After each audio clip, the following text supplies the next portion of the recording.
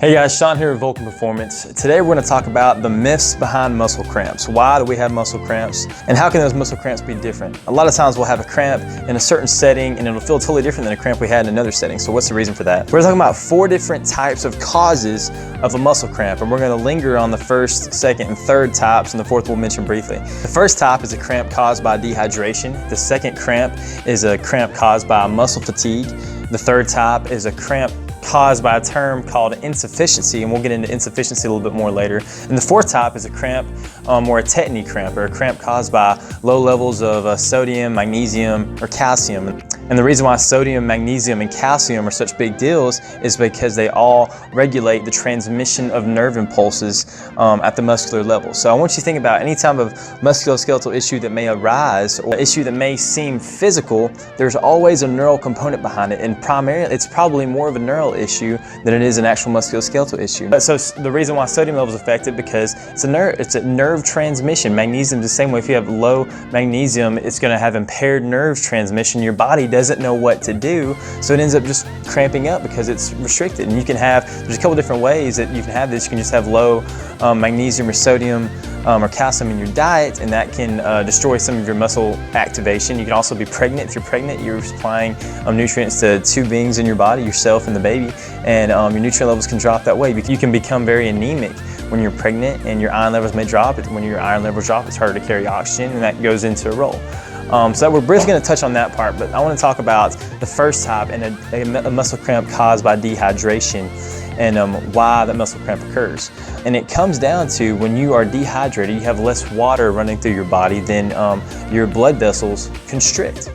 When a blood vessel is constricted, instead of it being, we're just going to use this example, instead of it being this size, it shrinks. It's this size, it's smaller. So therefore you have less blood traveling through the blood vessel, and blood is how we get our nutrients. Not only is it how we get our nutrients, it's how we get our oxygen. So when our oxygen levels are depleted, our magnesium, calcium, sodium levels are lower, iron, the ability to carry oxygen, all these things have reached a lower level in these constricted blood vessels. The muscle is not getting as much nutrients as it needs. So because it's not getting all that nutrient, the water levels are low too. It has high friction. It cramps up. It doesn't know what to do, so it freaks out. It comes back to that neurological level. It doesn't have what it needs to provide a solid neurological transmission to the muscle. Therefore, it seizes up and it locks up because it doesn't know how to react to it. The second type of muscle cramp is that fatiguing type of muscle cramp, when you've used it so much and your activity in the muscle is so high that the muscle seems fatigued. And again, it comes back to that restriction or constriction of the blood vessel. You have lower nutrient levels, and you also, not only do you have lower nutrient levels, but those cross bridges, those troponin and actin thin and thick filament cross bridges that go along with a muscle contraction or cause a muscle contraction, they're wore out. You have used them so much that they need copious amounts of nutrients and adequate muscle activation or adequate neurological input in order to fire correctly. But they're at such a stimulated level that these firing sequences are happening so fast that sometimes, think of it as it happens a little bit out of whack, out of rhythm, and boom, you have a muscle cramp at that point. So we've talked about the first 2, we've talked about the fourth one a little bit. The third one is the one that's going to be a little bit different, because it doesn't have anything to do with fatigue, it doesn't have anything to do with a constricted blood vessel, it has everything to do with the mind, neurologically.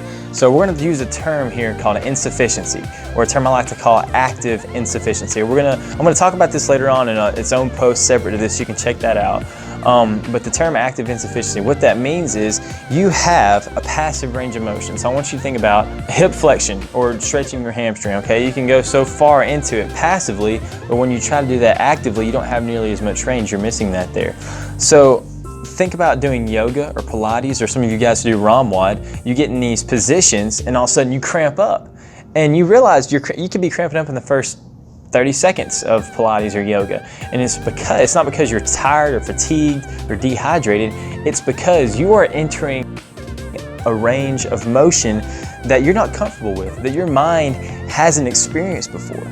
So you're entering into foreign territory. When you enter in that foreign territory, it's harder to regulate those nerve impulses in that area. You're used to this other range of motion that you've been using your entire life, but when you venture off into this area that you don't use very commonly, your mind doesn't really know what to do with it. So it doesn't know how to fire in that sequence. It doesn't know how to supply what your what that individual muscle needs or what your body needs to give a good contraction. So what does it do? It freaks out, it seizes up because it hasn't clued. That cramp right there is your mind trying to learn this new position. So I'm gonna give you some advice. When you have a cramp like that, it's different. If you're running, if you're active and you're going and you have a fatiguing muscle cramp or a dehydrated muscle cramp or muscle cramp caused by low levels of those of sodium, calcium, magnesium, those different things, you don't need to fight through that. You need to stretch those out, get down, put the muscle in the opposite direction. It's gonna fire and work that muscle cramp out. But this muscle cramp caused by insufficiency, where you hit this range of motion that your mind's not used to and you cramp up because of it, that's one that you can fight through.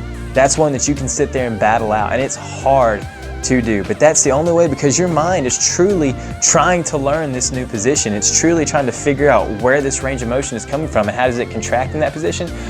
One of the only ways you can learn it is to let it contract, let it freak out, and then try to move through that, okay? So my advice to you is, if you have a range of motion that causes you to cramp up like that, fight it for 10 seconds. As soon as it happens, oh, it's gonna be terrible, but fight it for 10 seconds, 10 seconds, 10 seconds, and then back off. Get out of it, okay? And next time you get into it, fight it for 20 seconds, 30 seconds, keep on progressing, and then all of a sudden you find that you're not cramping in that same range of motion. You have to take your leg further up, you have to move in a more of extreme range of motion to have a cramp occur, or maybe not have a cramp at all. Maybe your body got used to it. So give that a shot. Guys, we talked about 4 different types of cramps, and I really lingered on that third type, that insufficiency, that active insufficiency type of muscle cramp, because it's one that doesn't get a whole lot of headline news, but it's very important. So when you're doing yoga, Pilates, when you're stretching, doing anything that can put you in this brand new foreign range of motion and you cramp up, fight through it, get through it, and you'll learn that range of motion. Give your mind an opportunity to learn something new, and next time you get there, it probably won't happen. So get to stretching, get to doing yoga, get in some crazy positions, find some cramps, and fight through them. Okay guys, have a good one.